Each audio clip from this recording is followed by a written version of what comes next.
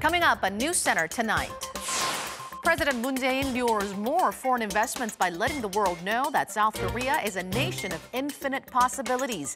This especially when North Korea abandons its nuclear weapons. Knock, knock, no response. South Korea proposes to hold inter-Korean military talks and start preparing for the planned joint recovery operation, but North Korea is yet to send any reply. An alarming report on population figures. Statistics show South Korea will likely face a population decline from 2029, a time much faster than previously thought.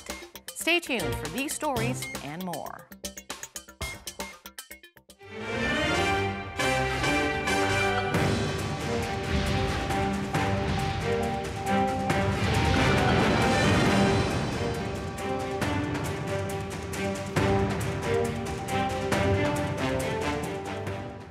Good evening to our viewers in Asia and hello to others watching from around the world. Welcome to Arirang News Center. I'm Han-Dan in Seoul. And I'm Noadam. Thank you as always for joining us this evening. Now let's start with some rosy assessments by President Moon Jae-in. He says South Korea will be the world's most attractive market for investment if North Korea gives up its nuclear ambitions.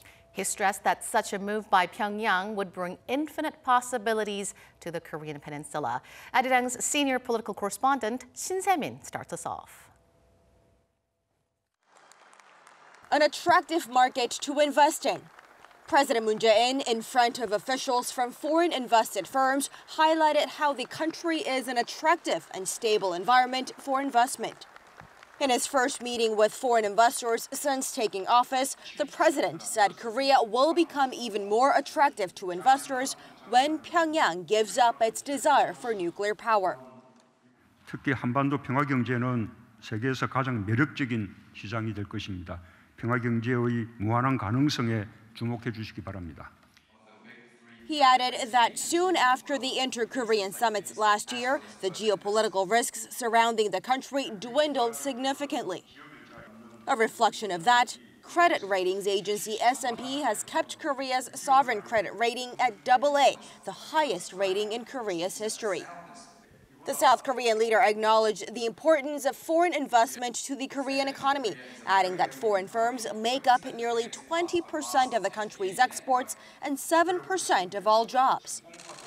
Foreign direct investment promised to Korea hit a record high of $26.9 billion last year, up over 17% on year, despite global foreign investment dropping 19% as the global economy slows.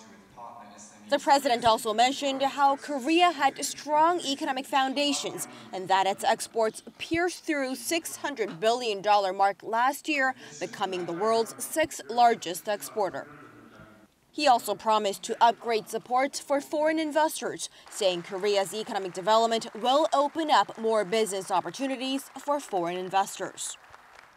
In building an economy of peace, the president sees it as imperative to bring more foreign investment into Asia's fourth largest economy and expand prosperity across Northeast Asia, the ASEAN nations, and even to Eurasia.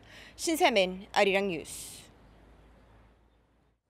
South Korea's foreign minister is on her way to Washington for talks with U.S. Secretary of State Mike Pompeo, with North Korea likely to be high on the agenda. Seoul's top nuclear envoy is accompanying Minister Kang, and hopes are high that the talks could bring meaningful progress to the current nuclear deadlock. Our Lee Ji-won at the Foreign Ministry for us.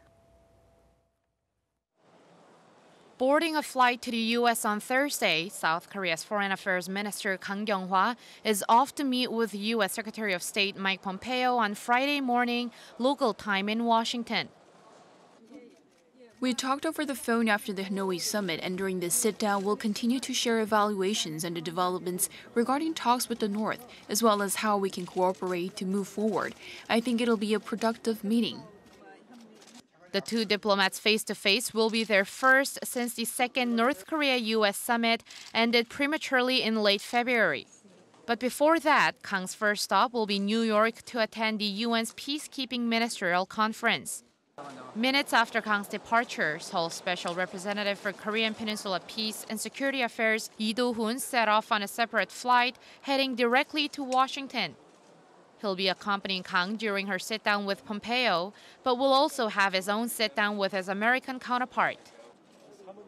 The ministers will discuss general North Korea-related matters, while Washington's Special Representative Stephen Biegun and I work on the details.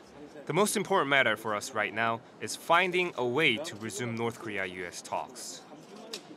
He also said since he visited Russia recently and Beijing, China, they plan on sharing the results of their visits and finding ways to maintain the current momentum for dialogue with the two key players in North Korea's denuclearization. When asked about Washington's firm stance on its sanctions campaign, Yi replied it's something the U.S. has repeatedly said, and added despite that, President Trump's recent tweet on withdrawing sanctions on the regime shows how he wants to continue talks with the North. He also denied reports of discord between Seoul and Washington by saying he does not see it himself, especially with many U.S. policies in line with Seoul's stance. Other possible agendas could include the issue of sanctions and making progress on inter-Korean cooperation, including the possible reopening of the Kaesong Industrial Complex. 이지원, Arirang News. Meanwhile, there is still no response from North Korea over South Korea's proposal to hold military talks and to start recovering the remains of those killed during the Korean War. This is in stark contrast to last year when the two Koreas took actions to lower military tensions after signing a military agreement in September. Oh Jung-hee tells us more. Inter-Korea military cooperation has stalled as North Korea remains unresponsive. Starting April 1st, Seoul and Pyongyang were to begin working together to recover the remains of the war dead in the demilitarized zone in Cheolwon, Gangwon-do province, following the agreement made at the September Inter-Korean summit. Earlier this month, Seoul notified Pyongyang that it has formed an excavation team, but the North is yet to respond. With only 3 more days to go until April, there are even reports that if the North doesn't reply, the South may begin the DMZ excavation work alone. When asked whether that will happen, Seoul's defense ministry said, "We are considering various options right now, and we will let you know when things are decided." The two Koreas had also agreed to allow civilian ships to navigate along the Hangang River estuary on a trial basis from next month. But it seems the schedule for that will also need to be changed. To discuss these two issues, Seoul suggested holding military talks this month, but the North hasn't replied. It was on the military front that the two Koreas made the most progress last year after the September summit. They've removed frontline guard posts, disarmed the joint security area of Panmunjom, and together surveyed the waterways of Hangang River estuary. But this year, the North has been lukewarm, focusing more on its summit with the U.S. And with no response from Pyongyang on Seoul's proposals, how the two Koreas can proceed with the plans they've made based on the military agreement is shrouded in uncertainty. Oh Jung-hee, Arirang News.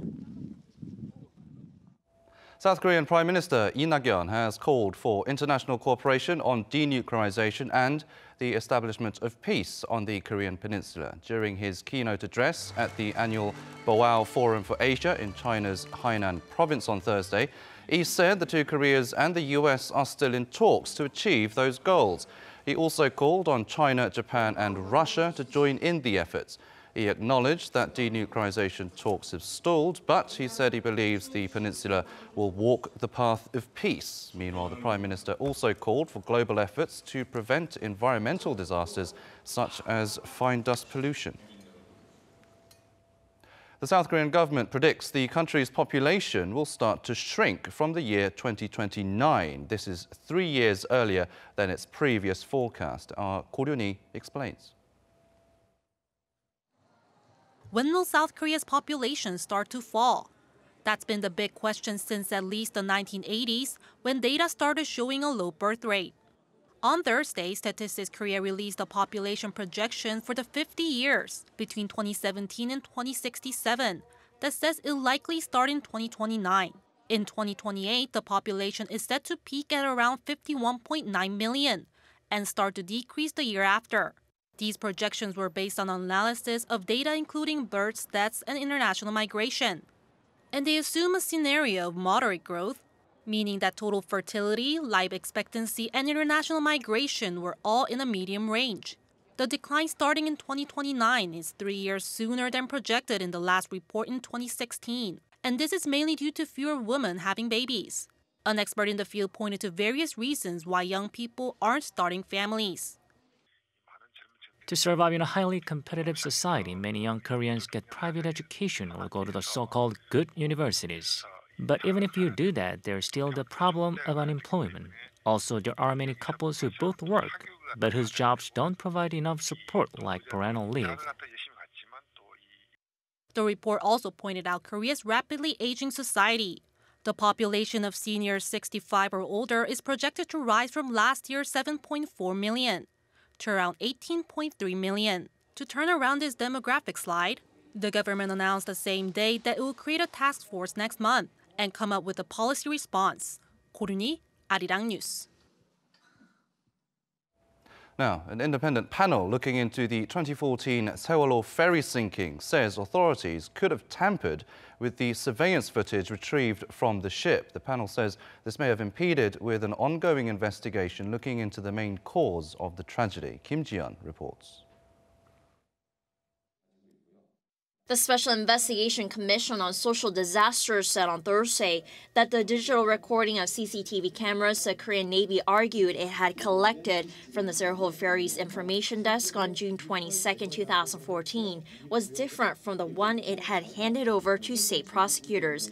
The commission argues the footage restored by prosecutors in August 2014 contained recordings up to 8:46 a.m. of April 16, 3 minutes before the disaster broke out. The commission also raised suspicions of why the Korean Coast Guard have collected the footage 2 months after the sinking and added that some of the survivors testified that they remember seeing the footage extending to 9:30 a.m. on the day of the disaster. The commission voices suspicions that the Coast Guard retrieved the footage early on to have it doctored in order to conceal something from the public and pretended to have pulled it from the site 2 months later. The commission also said they found no trace of any connectors from digital storage devices, casting doubts over a Navy officer's statement on June 22nd on how they've retrieved the recording from the storage site. The Navy said it believes it's not appropriate to respond directly to the Commission's claims, but denied the allegations, saying it had handed over all collected evidence from the site to the Coast Guard under proper procedures. The Coast Guard have not yet responded to the allegations. Meanwhile, the group representing families of the Sewol-ho ferry victims urged an immediate launch of a re-investigation into the sinking probe. In October 2014, a joint investigation team of prosecutors and police cited that the sinking was caused by a combination of cargo overloading, an illegal redesign of the ship, and the steersmanship's poor helmsmanship. The Special Investigation Commission on Social Disasters has legal authority in the Sewol-ho ferry probe, set up after being approved by the National Assembly last year to find the main cause of the ferry sinking, as well as prove that the first responders had done all they could to save the ferry passengers. Among 476 passengers on board the Sewol-ho ferry, only 172 people survived the tragedy. Kim Jonguns, Arirang News. Turning to local politics now, and tension is mounting between Korea's rival parties over claims that the leader of the main opposition party, Hwang Kyo-an, was aware of a sex scandal involving a former senior official in 2013. The ruling party, meanwhile, is demanding that Hwang, who was justice minister at the time, tell the truth about what happened, while the main opposition has said it will take legal action against what it calls claims that are groundless. Kim Min-ji reports. The issue centers on former Vice Minister of Justice Kim Ha-gi, an alleged sex for business favors incident 6 years ago. In her confirmation hearing on Wednesday, SME Minister nominee and four-term lawmaker Park Young-sun said she has shown a CD containing footage of the incident to then Justice Minister Hwang Kyo-an, who was now the chief of the main opposition Liberty Korea party. Park was the head of the Parliament's Judiciary Committee at the time. One day not long before Kim Ha-gi was appointed, then Justice Minister Hwang Kyo-an came to the National Assembly, I showed him the CD and told him that the content was serious and that it would be problematic to appoint Kim as the vice minister. Kim Agi is accused of not only accepting sex services as a form of bribery, but also of rape. It allegedly happened at a sex party hosted by a local businessman in 2013, video of which was leaked. Kim resigned from his post less than a week after he was appointed, but was cleared later the same year by prosecutors who cited a lack of evidence. The scandal resurfaced this month after a victim appeared on local television and talked about what happened, and questions are mounting as to whether there were attempts to cover up the case. Following Bak's claims about the CD, the ruling Democratic Party said Hwang, as a former justice minister, was lying about not knowing about the scandal. There are parliamentary records from June 2013 that indicate Hwang was aware. He was justice minister at the time, so it's hard to understand how he wouldn't have known. If he was not involved, he should come forward and reveal the truth about why the case was covered up. However, the main opposition party has condemned Bak for turning her confirmation hearing into a scene of intrigue and slander. They also criticized Bak for first saying that she had shown the CD to Hwang, but then taking that back and saying she had just talked about the CD's existence. Hwang also said they met often, but that he never heard of the CD. We met a lot of times, and in that process we talked about many things, but I can't remember every single one of them. What's for sure is that the tit-for-tat is expected to intensify until it's established which side is telling the truth. Bak has signaled that she has further revelations to make, while the Liberty Korea Party has warned it could take legal action against Bak for making groundless claims and demanded that she reveal how she obtained the controversial CD in the first place. Kim Min-ji, Arirang News. South Korean companies' business outlook for March has improved compared to the month before. According to the Bank of Korea, the business survey index for all industries recorded 73 for March, up 4 points on month. The BOK attributed the rising sentiment to new smartphone launches that will help drive demand for telecommunications equipment and increasing demand for auto parts. The outlook for April remained the same at 76. But the figure is still below 100, meaning there are more pessimists than optimists. The United States and China have resumed their latest round of trade talks in Beijing. On Thursday and Friday, U.S. Trade Representative Robert Lighthizer and Treasury Secretary Steven Mnuchin will work to reach an agreement with China's top negotiator, Liu He. While President Trump has voiced hope that he might sign something soon with his Chinese counterpart Xi Jinping, they still need to iron out differences on major issues such as U.S. demands for structural reform and protection of intellectual property rights. The biennial Seoul Motor Show opens on Friday. It'll run for 10 days, showcasing some revolutionary driving technologies. Our Oh Soo-young has a sneak peek. Accelerating towards a wireless connected future with the latest in driving technology. That's what this year's Seoul Motor Show is all about. Among the 7 world premieres at the Motor Show, one of the most eye-catching models is without a doubt Hyundai's 8th generation Sonata, with its new 1.6 turbo and hybrid models unveiled on Thursday. Beneath the Sonata's sleek angles and invisible chrome-like lights that dramatically come to life are a range of state-of-the-art features, including an AI voice assistant developed by IT firm Kakao, a smartphone key, and personalised infotainment. And the Sonata is partially self-driving, with lane-following assist technology to detect traffic lanes and the actions of the vehicles ahead. Speed and style no longer cut it here at the 10-day motor show. To truly impress, a car has to be sustainable, offer high-speed connectivity, and have smart mobility functions. The BMW's most popular 3 Series is also making waves with a bigger but sportier design and semi-automated functions. But transporting us to the future of fully hands-free driverless cars, a local auto developer takes visitors on a ride. You can start up the car with your voice or a gesture and lean back to enjoy the ride. Our fully driverless vehicle is optimized for the passenger, featuring 6 seats and the ability to host infotainment content. The functional model offers a platform for IT companies to run their next-generation driving software, which can be optimized for the super-fast 5G wireless network. We're developing road monitoring and updates to maps in real time, which was not possible before 5G. There are also infotainment services like navigation and music streaming based on individual users, which continue seamlessly after passengers get out of the vehicle. The exhibition reflects how the line is blurring between the auto and tech industries.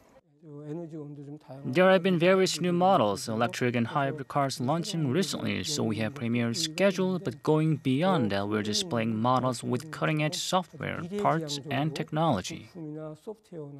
The Seoul Motor Show runs until April 7th, with a total of 39 new models in the lineup. Arirang News, Korean. The King of Belgium and his entourage wrapped up their state visit to South Korea today. Upon their visit, our Kim Jonguns sat down with Belgium's Minister for Home Affairs and Security, Peter de Creme, to discuss a range of topics, including bilateral relations and inter-Korean affairs. Take a look. Thank you for having time to do this interview with us. So let me just jump right into the questions. As you wrap up your state visit to South Korea, which reaffirmed the two nations' commitment for a strong friendship, how can the two countries work together for an even brighter future? Well, I'd say that we can prepare the future when we're taking into account our common history, which is of course the Belgian participation during the Korean War. And since that very time we have an extremely deep-going and profound relationship. And it was the mutual basis of our trade relation, which is a very strong one, which keeps on increasing. As one of the 10 non-permanent members of the United Nations Security Council, how can Belgium play a constructive role in bringing peace to the Korean Peninsula? Sometimes there are questions about embargoes and so on, but I think that also the northern part of this peninsula must show some signs of confidence, and love cannot come from one side. This being said, we are supportive of all the initiatives. I think that after the Hanoi summit, that so far was not a success. We should really be supportive of all the means and all the paths that are being followed by your government, but we will be very supportive in the United Nations and within the Security Council to see if we have a viable options for solutions, then Belgium will be partner number one to support it. Talks between Pyongyang and Washington have stalled after the Hanoi summit ended without an agreement. As a mediator, what should South Korea do to improve the situation? I would like to refer to the European construction. European construction was built after the Second World War on a strong axis between two countries that were during ages their enemies, France and Germany, and they succeeded by negotiation first of all to respect each other and then working in a program and in a political program, really a political program, which was also an economic union that only gave so far peace, prosperity and security since more than 75 years. So that option is possible. Sometimes it takes time, but you also need to have mutual confidence. Thanks for your time today, Minister de Creme. It was my pleasure. Thank you.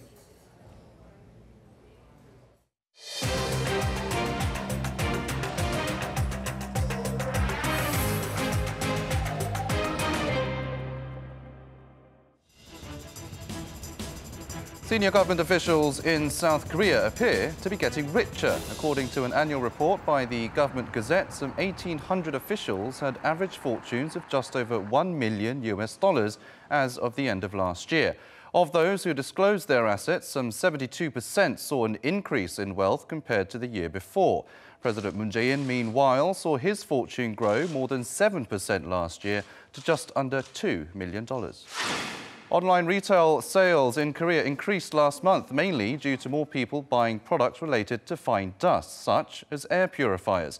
Trade Ministry data showed an on-year jump of 12%. However, the nation's overall retail sales dropped slightly due to a dip in offline sales, which fell by more than 7%. The number of mobile banking transactions reached a record high of around $4 billion last year. Central bank data shows the figure is up almost 32% from the year before. In addition, people have been applying for more loans through their mobile devices, with a daily average of around $128 million, a 42% hike over the same period. The increase is being attributed to people making more use of internet-only banks.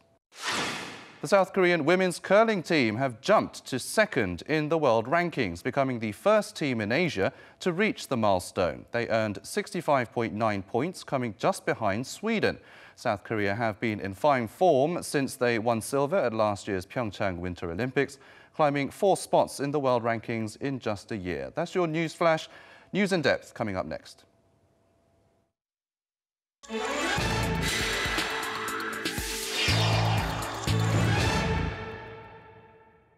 Exactly 1 month after the failed North Korea-U.S. Hanoi summit, the geopolitical atmosphere surrounding the Korean Peninsula seems to be entering a new phase. North Korea, although partially, made a comeback to the Inter-Korean Liaison Office, while high-level officials of Seoul and Washington are resuming talks on Pyongyang. For an in-depth analysis on where we stand and what we can expect on North Korea's nuclear issue, Dr. Woo Jung-yup of the Sejong Institute now joins me in the studio. Thank you, Dr. Woo, for coming in today. My pleasure. So Seoul and Washington appear to be getting busy to resume talks on North Korea's nuclear issue. As we've seen in our previous report, South Korean Foreign Minister Kang Kyung-hwa departed for Washington this morning to meet with U.S. Secretary of State Mike Pompeo. And word has it that Seoul's second Deputy Chief of the National Security Office, Kim Hyun-jong, also held closed-door talks with his U.S. counterpart. Could there be a nuclear breakthrough in the works? I think it's an effort driven by South Korea to find a breakthrough because in Hanoi, 2 countries, North Korea and the United States, saw that there are huge difference between 2 countries with regard to the denuclearization process of North Korea. So South Korean government, which has a very big stakeholder on this process, at the same time that South Korean government want to be a facilitator of this process, South Korean government put every effort to make 2 countries come to the table again as soon as possible. So I think maybe we don't get the fruitful result out of these meetings between Kang and Pompeo and Mr. Kim and his counterpart. But this is the part of effort that South Korean government has to seek in this process. So we may not find a nuclear breakthrough, but still it would be a big step. Now, Washington's top North Korean negotiator, Stephen Biegun, recently visited Beijing and reportedly held talks with Chinese Vice Foreign Minister, Kong Xuanyu. How do you assess the significance of Biegun's visit to China, and what do you think they talked about? After Hanoi, United States has sought diplomatic ways for 2 reasons.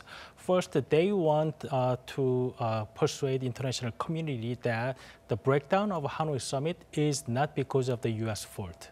It is basically that North Korea wanted too much in exchange for its Yongbyon facility.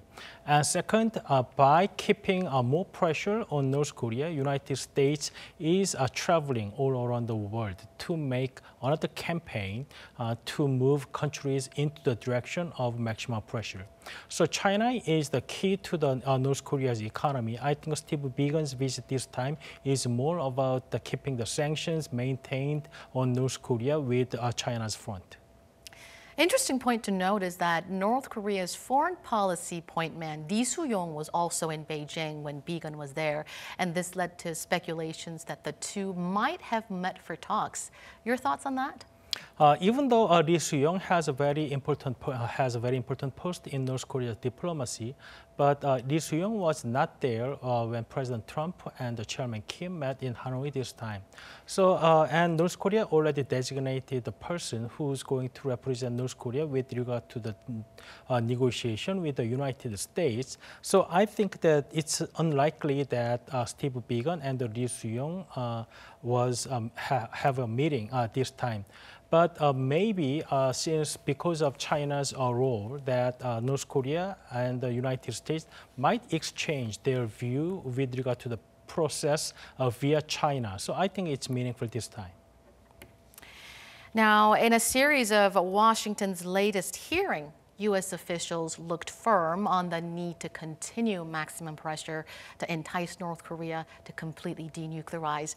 But as you know, U.S. President Trump's latest remarks on withdrawing additional North Korea sanctions sounded quite the opposite of maximum pressure. How do you assess Washington's current North Korea policy? It shows that the Washington's move was also not really choreographed at this stage. That there's a highly heightened sense of skepticism in Washington with regard to the North Korea's intention of denuclearizing itself after Hanoi. That is why all the rhetoric coming out from the Washington is very harsh on North Korea's intention. But at the same time, that as President Trump emphasized after Hanoi, that he's not going to add more sanctions because of the civilian life there. So I think that President Trump shows his intention to keep the dialogue with Chairman Kim by publicly saying that he's not endorsing the more sanctions on North Korea. However, those sanctions that's been withdrawn by President Trump was minimal because it's going to be very difficult for the international community to add more sanction items without North Korea's provocations. So I think it's very political, but at the same time, it shows United States' intention to keep the dialogue with North Korea. So they're keeping the door for dialogue open. North Korean leader Kim Jonguns made a public appearance for the first time in about 2 weeks. He presided over the 5th general meeting of North Korea's lower-ranking military officers, and he called for a golden age in military construction. How do you see his latest move? I think this is very unique element of Kim Jong-un's way of leading his country compared to his father and his grandfather. So after Hanoi, the first meeting that he sent a message was that very lower level propaganda apparatus people in the Labor Party. And this time, it's not about generals, it's very low-rank military officers in the North Korea's military. He wants to deliver his message. So his style of leading his country is very much different. He wants to show to the message to the international community that he really cares the opinion of those ordinary people and the lower-ranking government officials. So I think it's one way of delivering message by Chairman Kim to the international community that he really cares for the life of the ordinary people. That is why he's sincere in denuclearizing North Korea. So it sounds like another strategy of North Korean leader Kim Jong-un. Next, we have the intrusion at the North Korean embassy in Spain. An anti-North Korea organization called Free Joseon claimed responsibility for the intrusion, while Spanish High Court confirmed a link between Free Joseon and the FBI. What kind of confidential information do you think they exchanged? So it is not confirmed yet, but there's a report that every North Korean embassy overseas has that kind of decoding devices that would decipher that the encrypted message from North Korea. So North Korea might be afraid of losing that device. And since Spanish High Court said that the entities invade the North Korean embassy were linked to the FBI, that means, which is interesting because it was not CIA. So the link is to FBI means that it's related to the criminal element that can be investigated by the FBI, which is about sanctions or any other crimes that FBI can have jurisdictions. So I think we need to have further information on how it's going to evolve. But it is a very interesting case now. It is a very interesting case. We'll have to keep a close eye on that. Do you think North Korea and the U.S. remain silent on the matter so far? Do you think this could possibly affect future North Korea-U.S. nuclear negotiations? The same group that has claim on the invasion of the Spanish embassy also has a claim that they are taking care of Kim Han-sol, the brother of Chairman Kim. So if it is confirmed that there's an element of U.S. government involvement in this case, then North Korea has enough reason to make a very hard claim on United States government, because U.S. one side has a dialogue with the North Korean government, but at the same time that they take care of their person who can be used for the internal rebel or other kind of anti-government anti-government movement. So maybe it's going to take more time to have any confirmation on this information. But if there's a confirmation that U.S. government is somehow involved in this case, that it might have some negative effect on the talks between the United States and North Korea. So some negative effect is expected. Now, at the heart of widening Pyongyang-Washington gap on the nuclear issue is the dilemma of a big deal or a small deal. The U.S. is demanding complete denuclearization of North Korea, actions first, while North Korea is demanding the U.S. for a partial sanctions relief for instance, scrapping its nuclear facilities in Yongbyon. Now, do you think this time South Korea and the U.S. can meet halfway on the small deal, big deal dilemma? So I think it's very difficult and very unlikely that United States is going to change its position, because President Trump and his staff have very publicly mentioned their firm stance on not lowering the bar to have a dialogue with North Korea. So the biggest problem that U.S. had at Hanoi was that Chairman Kim and North Korea had not really agreed on what to do to achieve the complete denuclearization of North Korea. So to have that kind of definition on the end state of this process, North Korea had to agree on U.S. demand that in the end, that North Korea would abolish all the existing nuclear weapons programs and returning back to NPT and returning back to IAEA safeguards. But this is not new. They already agreed in 2005, September 19, joint agreement with the United States. So if somehow South Korean government can discuss with North Korea and possibly persuade North Korea into that direction, then South Korean role as a mediator or facilitator would be much more increased in this process. Now, the confusion seems to continue in Washington by Mr. Trump's recent tweet that he plans to withdraw additional North Korea sanctions. U.S. officials later clarified that the sanctions he meant were future sanctions that were planned to be imposed on North Korea. What's your take on that? What kind of sanctions do you think Mr. Trump meant? So all those sanctions are by the U.S. government sanctions, not UN sanctions. And U.S. government sanction is more about designating more entities or individuals who are violating the current sanctions imposed by United Nations or United States.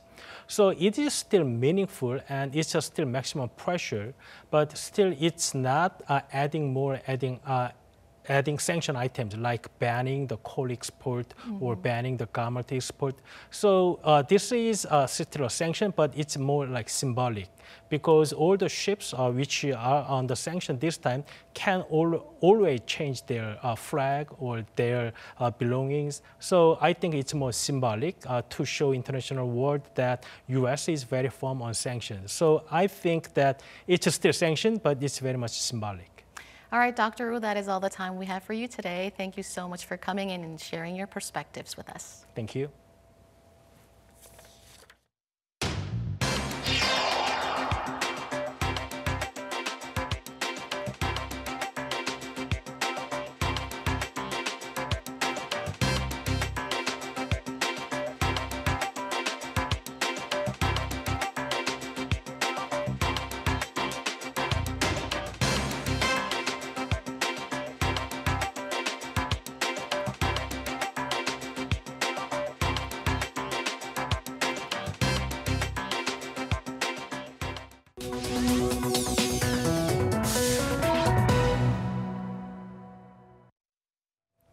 Now, it's that time of the newscast where we take a look at some of the digital media content available on Arirang's very own digital platform. And today we'll be taking a look at one of Korea's most famous cuisines, grilled pork belly or samgyeopsal, my favorite. Mine too.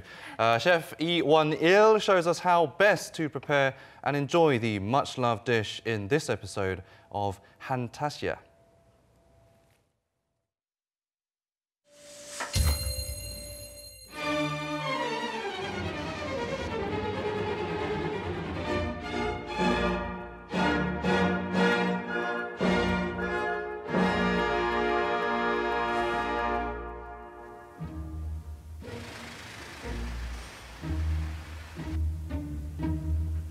I'm a professional chef specialized in Korean food, hanji.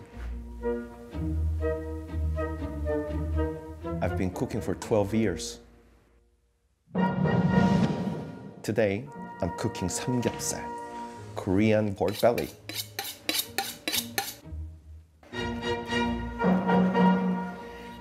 Samgyeopsal is Korean soul food, fatty, chewy, perfect for barbecue.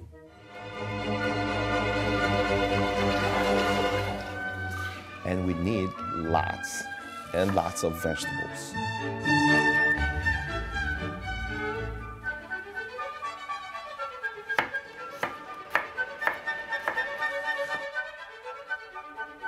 For the sauces, just the Korean simple condiments.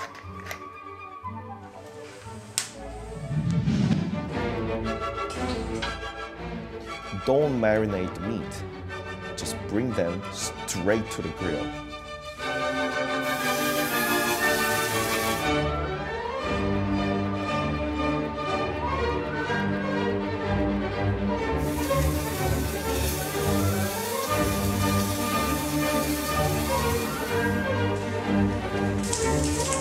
You've got to keep the juice intact.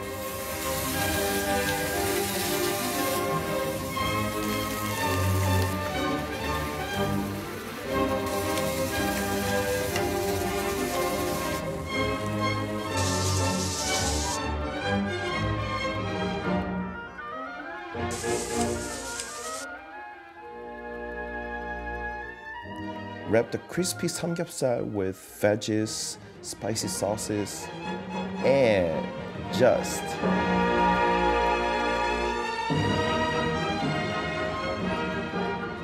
I don't want to waste any pork fat left on the grill.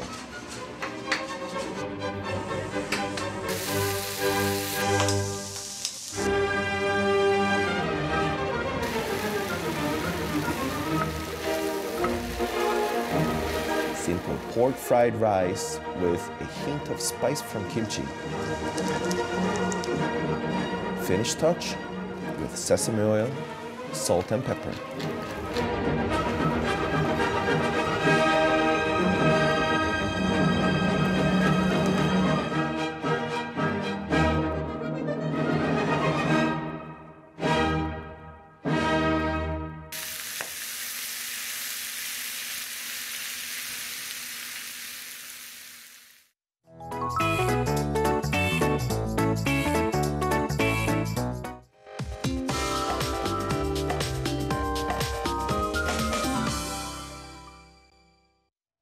Time now to get a check on the weather conditions. I hope there's some good news tonight on the fine dust that's been plaguing Korea once again this week. That's right, and for the latest weather updates, let's turn to our very own Michelle Park, who is at the Weather Centre for us. Michelle, can we take off our masks anytime soon? Well, after several consecutive days choking in toxic air, it's finally looking better as we see a cool northerly wind making its way across the peninsula. However, the fresh air will be short-lived this time as the dust concentrations will rise back up overnight. And cloudy and dry weather is forecast for Friday afternoon across Korea and the surrounding countries as well. And now taking a look at our readings for tomorrow, the mercury in the morning isn't too low these days. So we'll be waking up to 5 degrees Celsius while it's more comfortable looking over in the southern provinces.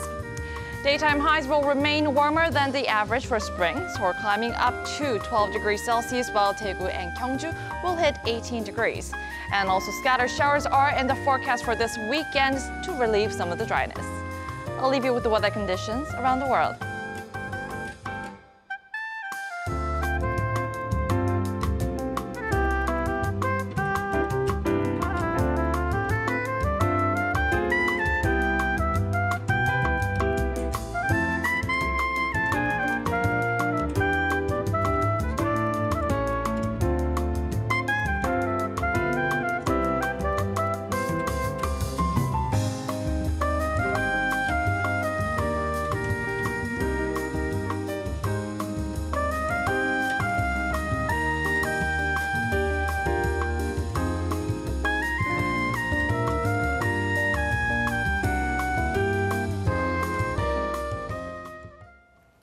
Well, that will wrap up this edition of Arirang News. Thank you, as always, for watching. More news will be coming your way at 10 p.m. Korea time. Stay tuned.